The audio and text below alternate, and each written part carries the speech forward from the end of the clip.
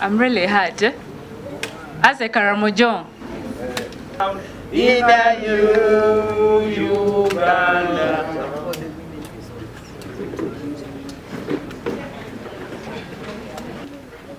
Let me emphasize on the issue of raids.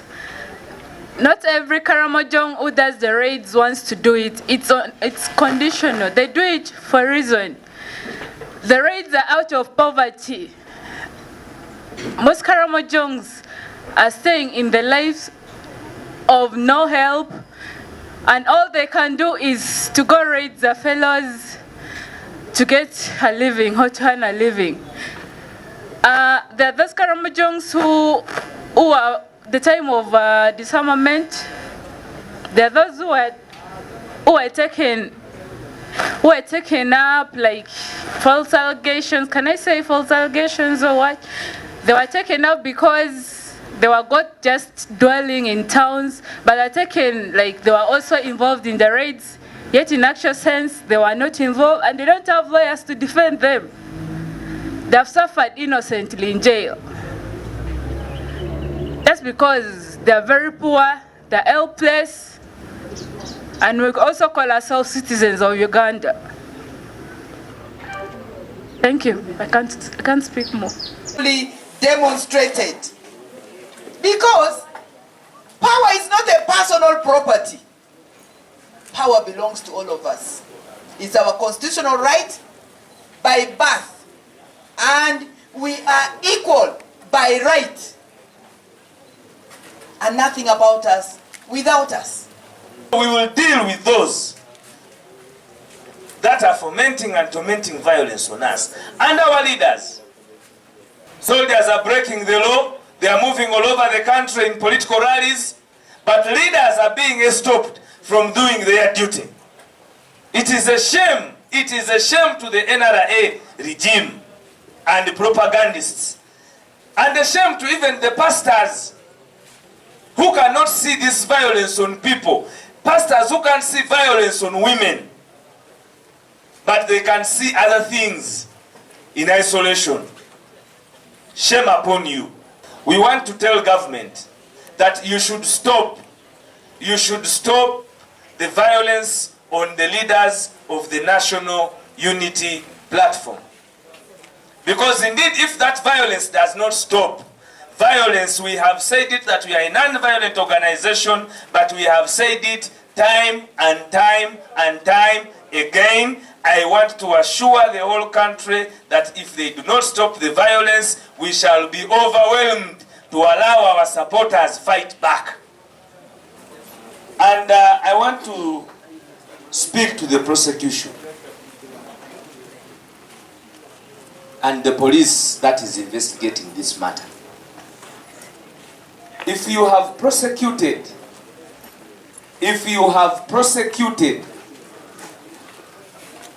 the brother of Gitutu, whom Mabati found its way to his home, to the compound of Gitutu, then it means that everybody who gave orders on that Mabati should be arrested. The brother did not have any power whatsoever. He was using from the power of the sister. Who is the rich person? Who is the minister? You cannot question when things have been brought home. It is like a child being charged for taking milk brought by the man. But they are ministers. The Minister of Finance, because they were picking this Mabati from Gitutu as who? As a minister of what? Of Kalamojja. So they cannot say that they did not know they were picking Kalamojja staff. They were picking from the minister of Kalamojja, not from the minister of disaster. Because the minister of disaster gives to those who have challenges. That is a fact. But these ones were picking from the minister of Kalamojja. And they had been all party to a supplementary budget for Kalamojja. And if you look at all the people involved, they are the highest decision makers in issues like supplementary budget. The chief whip is needed. The Speaker is needed. The Minister of Finance is needed. The Minister of Planning is needed. The Minister for Kalamajongs and Deputy are needed. Because you have all heard that Nandutu and Gitutu have not been at peace. But with Mavati, they were at par. None of them was a whistleblower. Can you imagine? So this was an orchestrated deal by all the members involved.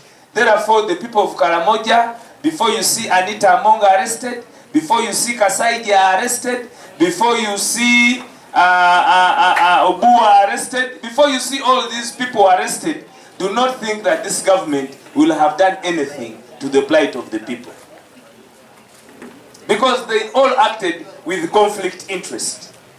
You can imagine somebody says, no, I gave the Mabati to my hospital in Bukedi, as if Abim Hospital has Mabati. So you think that because you are the speaker, you can divert Mabati of Kalamojja to Bukedi. Because Anita Among took 500 iron sheets, they can fully work on that hospital of Bukedi.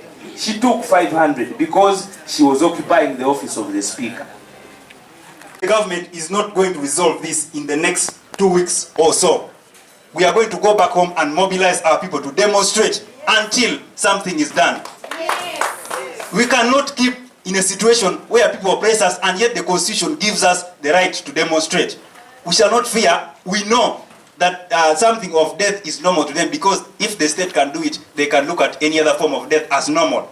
So we are going to do it. If they want to arrest us, let them come and arrest us, because as we speak, even some of our comrades are inside.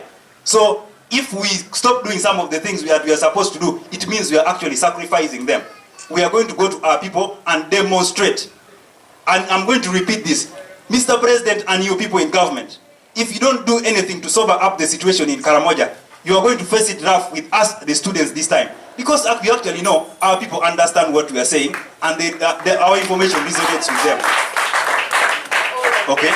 You cannot imagine that the hospital of Abim is now full with casualties of bows and arrows. Imagine a government that pretends that the biggest percentage of their budget goes into security. But people are being killed using bows and arrows. Don't you think there is something that is planned and we do not know? Don't you think a government is playing games and thinking maybe if we come in the old way, they think it is these people? I mean, the bandits can even be sponsored by the government. Who knows?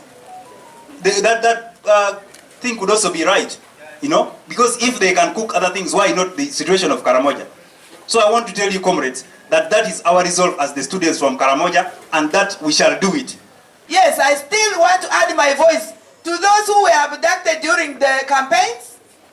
From Kalamojja region, young people, generations, taken to various safe houses and prisons. What was released of them were human remains, skeletons. Yes, it is by choice. Simon, you asked whether these are planned, meticulously planned and executed. In fact, there are even minutes to that planning. Power belongs to the people, and that's what they fear. People have stolen 89 billion and no one talked about it.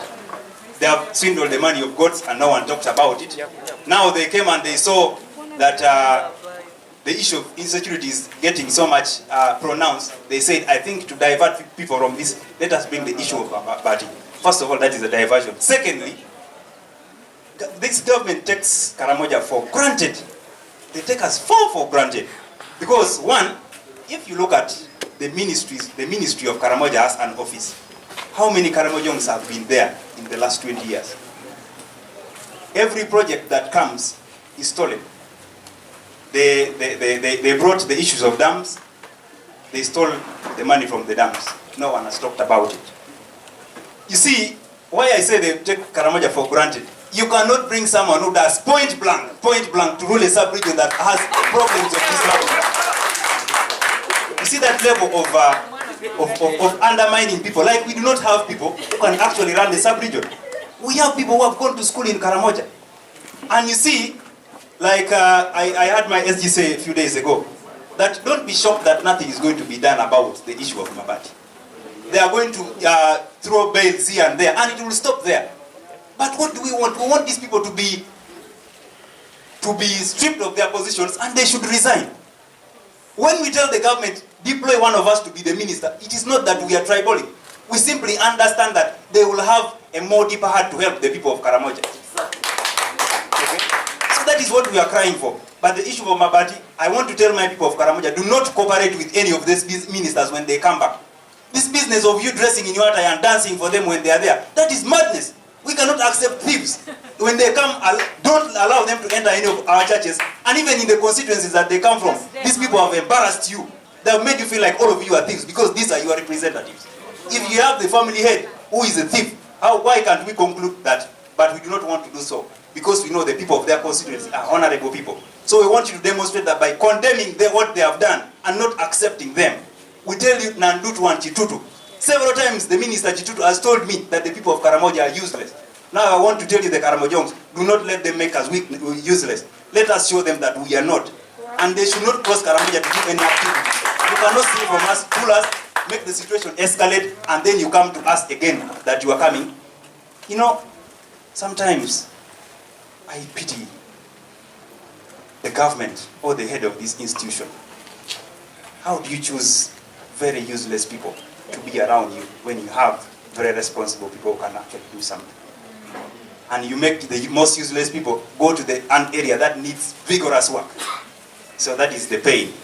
And to the situation of hunger, ladies and gentlemen, everything about Kalamojja is generally sad. Even when you want to bring knowledge, to bring information, to bring an end to these senseless killings. I cannot thank each one of you enough. It's time to act. It's from rhetoric, it's time for action. And the action begins now.